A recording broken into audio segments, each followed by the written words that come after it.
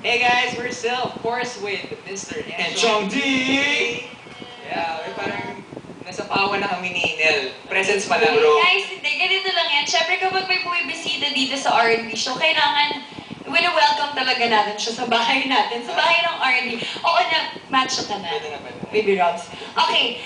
And Chong, so how does it feel that you actually have a movie and it's indie pa? Yeah, it's first time, nung unang tinawagan nga kami, sabi ko, yes, of course, kahit anong date pa yan. Kasi it's a learning experience. Yes. It's another field na kailangan mong pag-aralan, kailangan mong isipin kung paano yung gagawin. Because it's not typical, it's not the usual like on TV, it's gonna be shown on the big screen. Yes, Yes. so how different is it from all like from the teleseries and the other things that you've done? Ano yung feeling na, kunwari, di ba, alam ko, you're, sanay ka na sa mga tapings. How is it different sa shooting? It's very different because yung pinaka-part na nahirapan ako is yung movement because you have to have lesser movement kapag nasa big screen. Kasi kapag nasa Oo, big screen, kita-kita. ganyan tao. Kitang-kita ka talaga.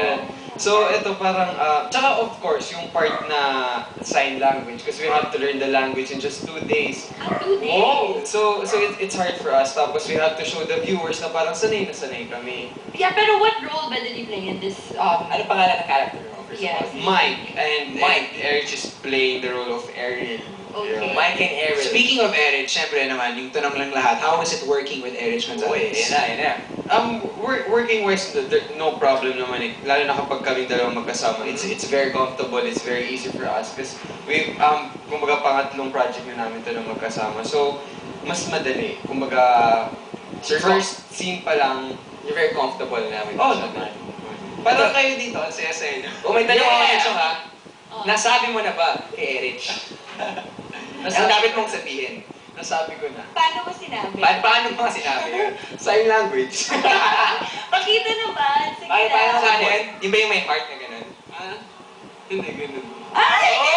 Oy! So, we'll be talking more to ano. Oo nga. I Enzo. think I need to phone a friend. I need to phone a friend. My friends, Lady Gaga and Beyonce. Here they are. But telephone at number 3.